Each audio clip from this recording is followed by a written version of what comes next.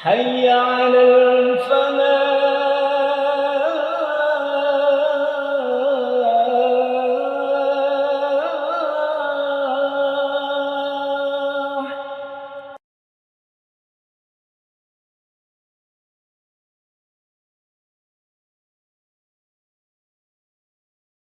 Assalamualaikum warahmatullahi wabarakatuh.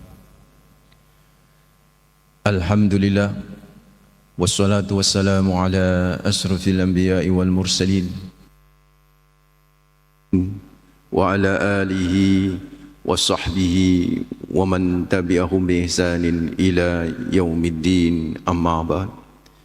Fa in asdaqal hadis kitabullah wa khairul hadi hadi Muhammadin sallallahu alaihi wasallam wa syarrul umuri muhdatsatuha wa kullu bid'atin dhalalah wa kullu dhalalatin finnar. Allahumma anfa'na bima 'allamtana wa 'allimna alladhi yanfa'una wa zidna 'ilma.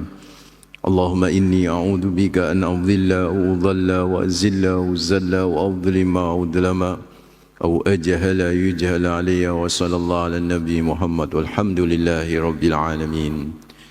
Ikhwat ad-din, hafizakumullah, saudaraku, bapak-bapak, ibu-ibu, hadirin, hadirat jamaah salat subuh Masjid Al-Falah, hafizakumullah, semoga Allah menjaga kita, memberi berkah, rahmat, hidayah, bimbingan, keselamatan dunia akhirat, amin ya rabbal alamin.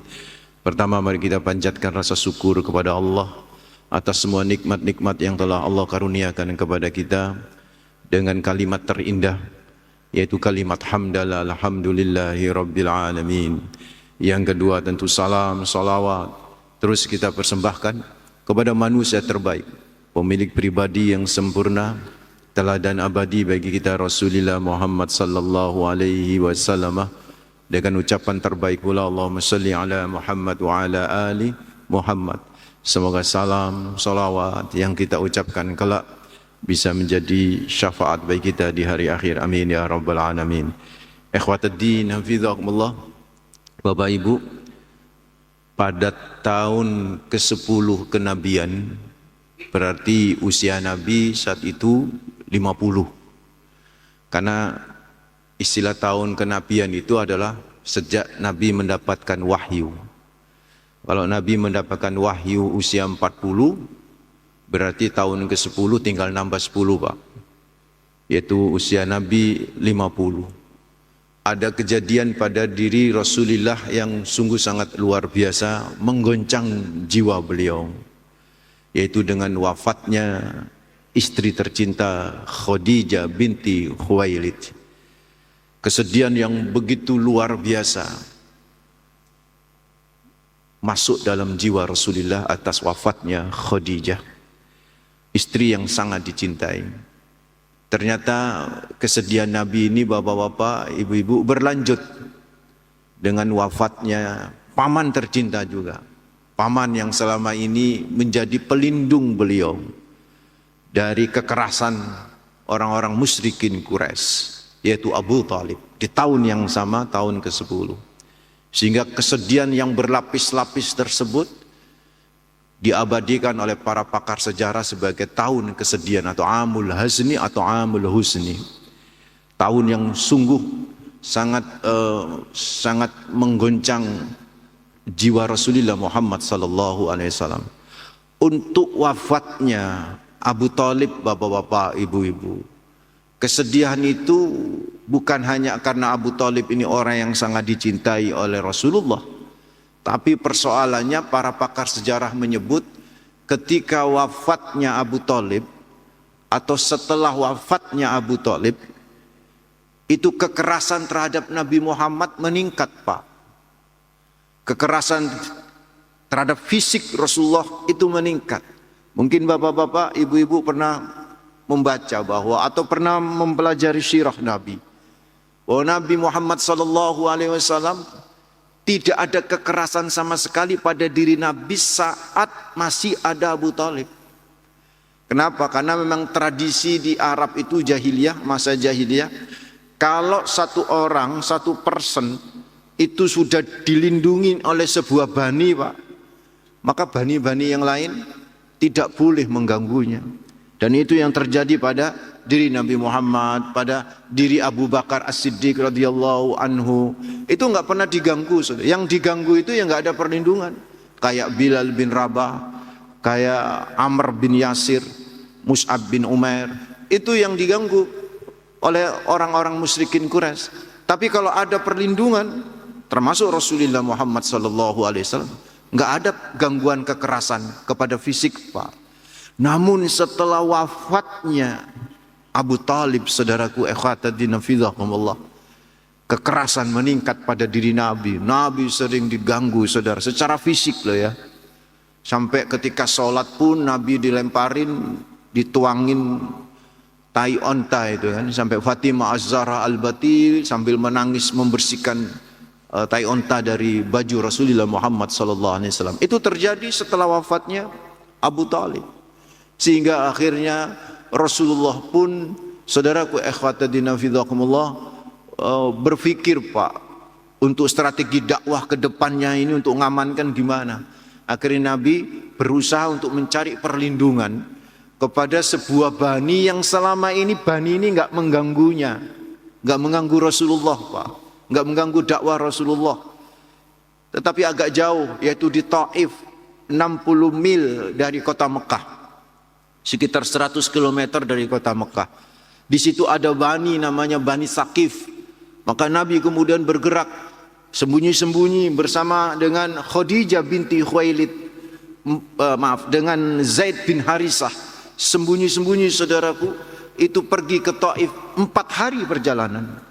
Nyampe di Taif, singkat cerita bapak-bapak, ibu-ibu, bukan perlindungan yang didapat, tapi perundungan yang didapat oleh Rasulullah Muhammad SAW dari warga Taif. Nabi dilempari batu, kita semua tahu itu kan. Satu yang melempari batu, Pak, maka terprovokasi semuanya melempari itu kan. Dan itu membuat pelipis Nabi itu robek, berdarah. Kemudian lutut Nabi juga berdarah, saudaraku ikhwatadina fidhakumullah. Dan membuat Nabi sudah capek, belum makan, bapak-bapak. Kemudian berdarah kayak begitu, manusia Rasulullah, Nabi semaput, saudara. Dan inilah ujian seorang Nabi ya, berbeda dengan ujian manusia biasa, Pak. Berat itu ujian sosok Nabi itu. Justru Nabi semaputnya di sebuah kebun anggur, Pak, di Taif ini. Yang pemilik kebun anggur ini adalah 2 orang bersaudara yang sangat membenci Nabi Muhammad, Pak, dari Mekah. Namanya Utbah bin Rabi'ah sama Syaibah bin Rabi'ah. 2 saudara ini, Utbah sama Syaibah, putra Rabi'ah, ini pembenci Rasulullah di Mekah. Lagi berlibur di Taif. Karena Taif ini kota dingin, Pak. Jadi istilahnya kalau Surabaya dingin, kota dinginnya Batu. Kalau Jakarta kota dinginnya Puncak. Kalau Mekah kota dinginnya Taif.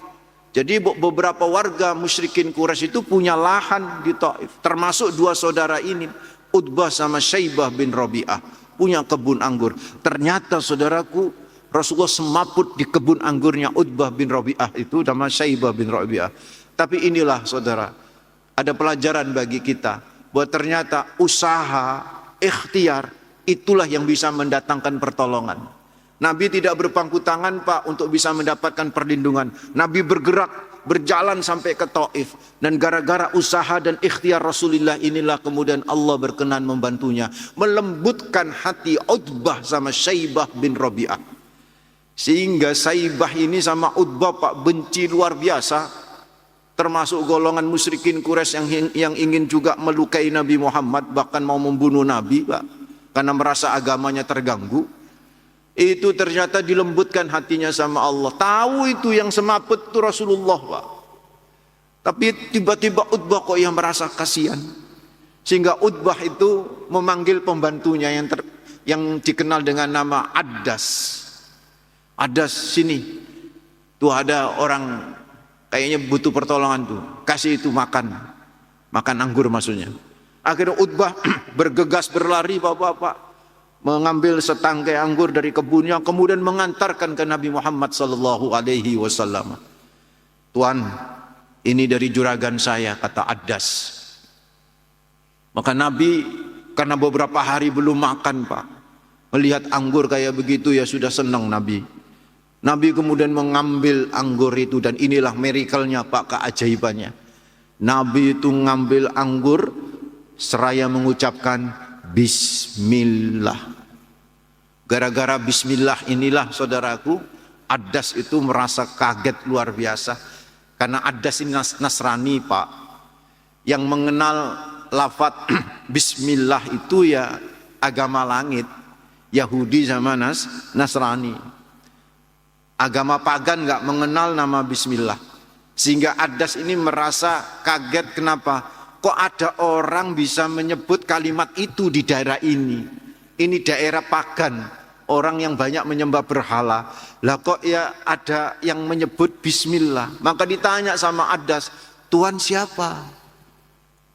Kalimat yang Tuhan sebut itu asing di sini, nggak pernah disebut. Tuhan siapa? Saya Muhammad, kata Rasulullah. Anda siapa, kata Nabi? Saya Addas Tuhan, saya Nasrani. Ditanya sama Nabi lagi, oh Addas dari mana? Saya dari Ninawi. Ninawi itu pesisir pantai Palestina Pak, yang dekat Gaza. Ada Gaza, ada Eskalon, dan nanti ada juga Ninawi. Langsung Nabi berkata begini, oh Ninawi, Ninawi itu tempat kelahiran saudara saya. Kaget lagi nih, ada siapa saudara Tuhan Muhammad ini? Siapa Tuhan saudara Anda yang lahir di Ninawi? Nabi menyebut sebuah nama, yang nama ini membuat juga Addas kaget bapak-bapak, yaitu Yunus bin Matta. Matta ini Nabi Pak, yang tidak tercatat di Al-Quran. Yunus, Nabi Yunus yang tercatat dan populer di Al-Quran. Jadi Yunus punya ayah, ayahnya juga Nabi, yaitu Matta. Bahkan ada tokoh politisi Pak yang namanya Anies Mata, karena Mata itu Nabi itu. Nabi itu saudara. Artinya nama itu nggak bisa disebut kecuali orang-orang yang selevel Pak. Maka Addas kaget, Tuhan ini siapa sebenarnya? Kok bisa menyebut nama Yunus bin Matta? Nggak pernah ada orang menyebut nama Yunus bin Matta, apalagi lengkap dengan ayahnya putra Matta. Barulah Nabi ngomong, saya ini Rasulullah, Yunus juga Rasulullah, sesama utusan Allah itu adalah saudara. Itu kata Rasulullah. Maka dipeluklah sama Addas saudara. Addas itu bersahadat, mengakui Muhammad adalah Nabi. Karena pikir Addas, tidak ada manusia yang bisa mengenal Yunus bin Matta yang selisihnya saat itu 1000 tahun Pak, hampir 1000 tahun. Jadi ini bukan manusia biasa, ini pastilah utusan Tuhan juga, dan itu benar. Akhirnya bersahadat Addas, dan itulah satu-satunya muslim di Taif Pak saat itu adalah Addas saudara. Maka bapak-bapak kalau ziarah ke Mekah, umroh, dan biasanya diajak melencer destinasinya ke Taif, itu di situ ada namanya Masjid Addas saudara. Mestinya kita berempati ya kalau ke Taif itu. Kalau kita ke Taif cari parfum mawar Pak, kepingin bakso katanya gitu, cari anggur gitu.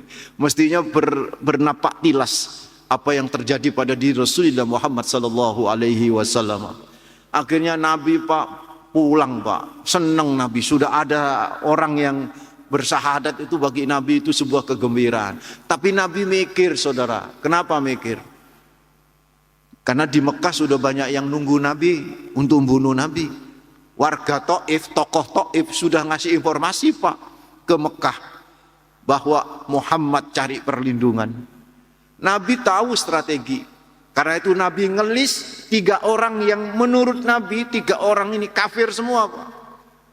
Nggak pernah ganggu Nabi, dimungkinkan bisa memberikan perlindungan kepada Nabi, suaka kepada Nabi. Di antaranya yang pertama Akhnas bin Suraik dari Bani Zuhra, yang kedua Suhail bin Amr dari Bani Amir, dan yang ketiga adalah Mut'aim bin Adi dari Bani Naufal. Tiga-tiganya didatengin ini lewat asisten Nabi, yaitu Zaid bin Harisah. Pertama datang ke Akhnas, Ahnas ngomong begini, kasih tahu kepada Muhammad, saya nggak ada masalah dengan Muhammad, tapi saya nggak berani untuk memberi perlindungan karena urusannya berat sama orang-orang Quraisy. Dan itu bahasa yang sama dengan Suhail bin Amr. Suhail bin Amr pun tidak berkenan memberikan perlindungan kepada Nabi. Dan ternyata qadarullah Pak, yang berkenan itu adalah Mut'im bin Adi dari Bani Naufal. Mut'im inilah kemudian yang menyatakan saya siap melindungi Muhammad dan keluarganya. Akhirnya Mut'im inilah yang ngawal Nabi Muhammad Pak menuju ke kota Mekah. Dan ketika nyampe di Ka'bah, emang benar tuh, orang-orang musyrikin Quraisy itu bapak-bapak sudah nunggu itu kan.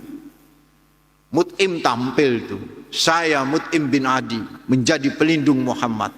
Siapa yang menyakiti Muhammad menyakiti saya, begitu tuh Mut'im. Itu Nabi cinta sama Mut'im Pak. Cuman sayang Mut'im bin Adi ini sampai wafatnya masih kafir Pak, masih ke agama nenek moyangnya. Tapi bela Nabi ini, yang luar biasa itu. Sehingga Nabi itu pernah dalam sebuah riwayat menyebutkan, kalau saya boleh bisa memberi syafaat orang kafir, maka yang pertama yang aku beri adalah Mut'im bin Adi. Nabi ingin balas jasa kepada Mut'im bin Adi. Kan gara-gara Mut'im ini kan akhirnya Nabi bisa aman itu, saudaraku, berada di kota Mekah saat itu. Sehingga Nabi karena merasa aman Pak, berhari-hari sudah bergerak Pak, capek, Nabi tidur. Memang orang kalau merasa tenang Pak, aman, iku wisane ngantuk Pak, turu. Makanya pengajian turu iku Pak, iku sajane gak usah diseneni. Itu menunjukkan pengajian itu menghasilkan ketenangan. Mungkin nang omah gak iso turu, sumpek, stres, terus ngaji turu, wah itu apik iku. Iku jenenge ngajinya itu menghasilkan sakinatul qalb, ketenangan jiwa. Itu kalau yang tidur 1-2 orang Pak. Jadi kalau yang tidur semua yang masalah ustadz itu kan. Mungkin terlalu lama ceramahnya. Jadi saudaraku ikhwatadina fidzakumullah, Nabi tidur. Nah ada 2 riwayat. Tidurnya Nabi itu ada yang menyatakan di samping Ka'bah karena Nabi sudah dilindungin ya, sehingga aman. Ada yang menyatakan di rumahnya Ummu Hani. Di rumahnya Ummu Hani. Kalau riwayat yang kedua di rumahnya Ummu Hani inilah kemudian memunculkan ikhtilaf fil fiqih. Memunculkan perbedaan di kalangan ulama fikih.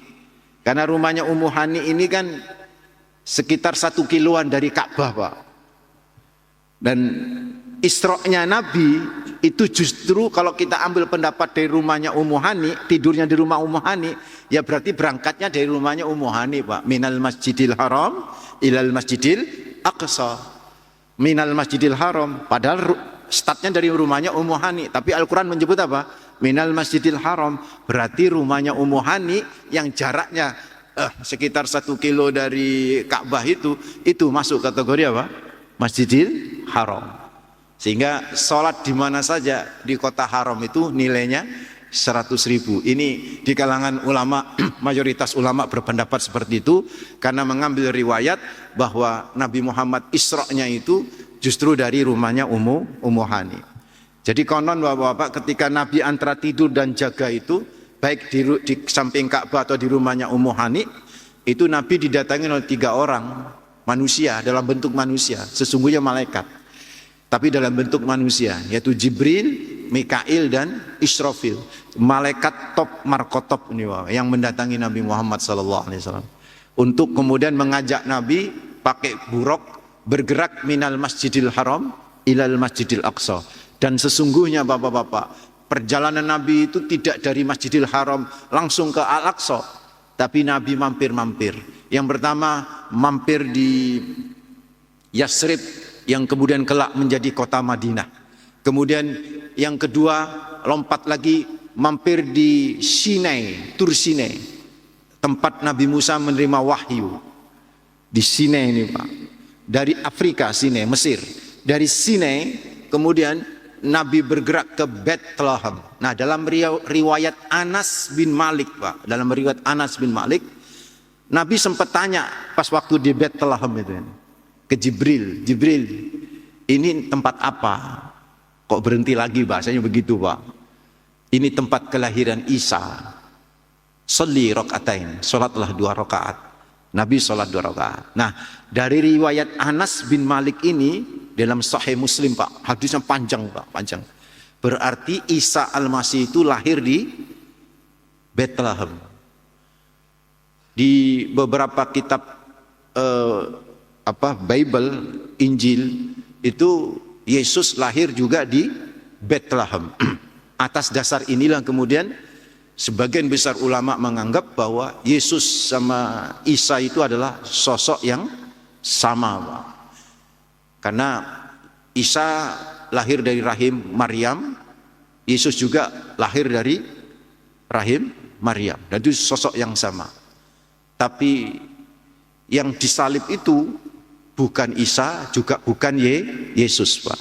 Jadi seperti itu kalau kita perspektif dan keyakinan kita.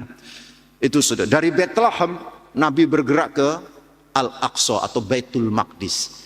Nah, dari Al-Aqsa inilah saudaraku ikhwatuddin fillah, buruk tidak digunakan lagi. Buruk tidak digunakan lagi. Jadi Nabi itu diapit oleh malaikat itu terus kemudian melakukan perjalanan yang super jauh itu. Pertama ke langit pertama ketemu Adam, langit kedua ketemu Isa sama Yahya, langit ketiga ketemu Yusuf alaihissalam, langit keempat ketemu Idris alaihissalam, langit kelima ketemu dengan Harun alaihissalam, langit keenam ketemu dengan Musa alaihissalam, dan langit ketujuh ketemu dengan Nabi Ibrahim alaihissalam. Ini semua yang saya ungkap riwayat Sahih Bukhari, Pak.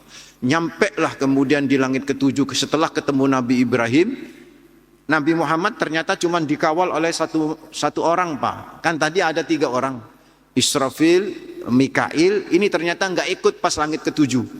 Dalam sebuah riwayat disebutkan Nabi Muhammad hanya berdua dengan Jibril alaihissalam. Terus bergerak di langit ketujuh, Pak, sampai tempat yang terakhir. Tempat yang terakhir di langit ketujuh itu namanya Al-Muntaha. Di Al-Muntaha itu tempat yang intiha itu terakhir. Nah, di situ ada sebuah pohon yang sangat besar indah. Nah, pohon itu namanya sidroh. Karena sidroh itu ada di tempat terakhir sehingga dikenal dengan Sidratul Muntaha. Bagaimana hakikat yang sesungguhnya wallahu a'lam. Tapi di surat An-Najm nanti akan kita coba bahas, itu digambarkan sedikit tentang Sidratil Muntaha ini. Nggak bolehlah kita melebih-lebihkannya, membayang-bayangkannya, mengimajinasi. Cukup apa yang kita dapat dari riwayat. Karena ini masalah gaib, Pak. Kita harus imani. Nah, saat berada di Sidratil Muntaha inilah Jibril yang asalnya bentuk wujud manusia, Pak, tak bisa masuk. Untuk bisa masuk ke wujud manusia, untuk bisa masuk ke Sidratil Muntaha, tidak boleh dalam wujud manusia, harus merubah dirinya ke wujud aslinya. Itulah yang kemudian diabadikan di ayat ke-13 dari surat An-Najm. Walaqad ra'ahu nazlatan ukhra inda sidratil muntaha indaha jannatul ma'wa. Kata Allah Rabbul Alamin, pada saat itulah Nabi Muhammad melihat Jibril dalam bentuk aslinya. Yang kedua kalinya. Berarti yang pertama di mana? Di Gua Hirok, Pak. Yang kedua di Sidratil Muntaha. Bentuk aslinya bersayap, besar luar biasa, ngawal Nabi Muhammad terus untuk bertemu kepada Allah. Nabi Muhammad melewati yang namanya sidrah itu, disebutkan di situ idyakhsa sidrata ma yakhsha. Sidrah itu luar biasa, rimbun luar biasa, Pak, teduh. Mazaghal basaru wa ma tagha. Nabi itu enggak berpaling-paling, Pak. Udah lihat itu, kalau bahasa kita takjub Nabi itu, ketenggengan dengan indahnya Sidratil Muntaha. Laqad ra'a min ayati rabbihil kubra. Sungguh Nabi melihat sebagian, masih sebagian, Pak, tanda-tanda keindahan dari ayat-ayat Allah yang luar biasa itu. Itu An-Najm 13-18, saudara. Nah, saat itulah, saudaraku, Nabi bertemu dengan Allah Rabbul Alamin. Tidak diketahui riwayatnya, Pak. Masih khilaf di kalangan para sahabat, apakah Nabi bertatap muka langsung dengan Allah tanpa hijab, atau ada cahaya saja, atau langsung wallahu alam, nggak perlu kita bahas. Disitulah kemudian kalau menurut riwayat Ibnu Mas'ud Pak, dalam Sahih Muslim itu disebutkan Allah memberikan 3 oleh-oleh kepada Nabi Muhammad, bukan 1 Pak. Yang selama ini kita tahu kan 1, 3 Pak, yaitu u'tiya Rasulullah sallallahu alaihi wasallam salasan. Nabi diberi 3 hal. Yang pertama as-shalawatul khams, yaitu sholat 5 waktu yang asalnya itu 50. Sehingga dari 50 jadi 5 ini kan mulutnya Nabi Musa alaihissalam. Nabi Musa ini pinter ngomong Pak. Kalau bahasa kita Nabi Musa ngomong terus itu kan, cerewet itu kan ya. Maka ketika Nabi Muhammad turun ke langit ke-6 ketemu sama Nabi Musa, ditakoki, "Piro 50?" Gak kuat umatmu. Balik mana. Turun lagi Nabi Muhammad setelah dikasih diskon sama Allah 40 Pak. Ditanya, "Piro saiki?" 40. Loh yo sik gak kuat umatmu. Balik terus bolak-balik sampai tinggal 10. Setelah tinggal 10 masih ngomong, nggak bisa itu umatmu. Sehingga Nabi Muhammad minta lagi kepada Allah, tinggal 5. 5 itu Pak, ketemu lagi sama Nabi Musa, saya ngomong, nggak bisa ini, umatmu nggak bisa. Tapi Nabi malu Pak. Nabi bilang khomsun hiya khomsun. 5 setara dengan 50. Kenapa Nabi Musa sampai segitunya Pak? Karena Nabi Musa berpikir Pak, bahwa umat Nabi Muhammad tidak sanggup. Kenapa tidak sanggup? Trauma dengan yang namanya umatnya sendiri. Umatnya sendiri itu 2 kali Pak sholatnya, pagi sama malam. Masing-masing 2 rakaat, berarti 4 rakaat. Kalau saya ngelakoni, apa maneh 5 kali 17 rakaat. Gak kuat. Tapi ternyata pikiran Nabi Musa keliru kan. Umat Nabi Muhammad Pak, tidak hanya 17 rakaat sholatnya. Bapak-bapak minimal sholat itu kan 29. Minimal tuh 17 tambah rawatib kan 12. Kalau ditambah tahajud 11 sudah 40 rakaat Pak. Kalau ditambah duha sudah 4 rakaat, sudah 44 rakaat. Kalau ditambah dengan 5 kali ke masjid, berarti 5 kali tahiyatul masjid, 2 kali 5, 10. 54 Pak. Belum lagi kalau mau sholat taubat, belum lagi sholat mutlak, bisa 60. Maka Imam Malik itu Pak, 800 rakaat dalam 1 hari 1 malam sholatnya. Imam Ahmad bin Hambali 400 rakaat. Imam Ahmad itu sakit, itu maaf 300. Imam Ahmad itu sakit 150 Pak. Gara-gara sakit cuma 50%. Artinya lebih dari 50 rakaat. Bapak-bapak itu bisa. Itu oleh-oleh pertama Pak, yaitu sholat 5 waktu. Oleh-oleh yang kedua apa? 2 ayat terakhir dari surat Al-Baqarah. Amanar rasulu bima unzila ilaihi min rabbihi wal mu'minun sampai fansurna 'alal qaumil kafirin. Itu 2 ayat terakhir kalau Bapak baca kafatahu kata Rasulullah. Allah akan mencukupin hidup kita Pak. 2 ayat terakhir. Yang ketiga, oleh-oleh yang ketiga dari Sidratil Muntaha itu adalah seluruh umat Nabi Muhammad yang melakukan dosa besar Pak, ada kemungkinan diampunin dan dikeluarkan dari surga. Dengan catatan selama dia tidak syirik kepada Allah. Jadi ngapunten pelaku zina sampai matinya gurung tobat Pak, isok metu Pak tekon rokok. Orang koruptor sampai matinya masih korupsi Pak, bisa masuk surga.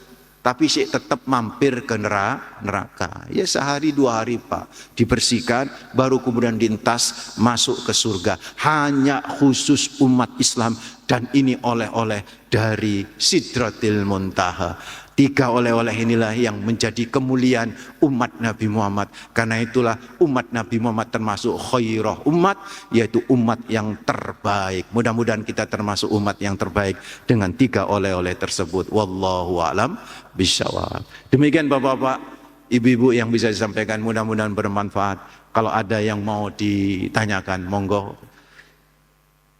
Kalau enggak ada ya alhamdulillah. Oh ya ada, silakan.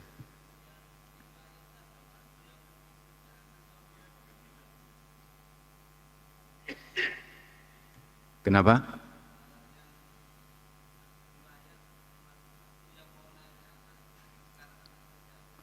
Ya, Sokhro, ya betul.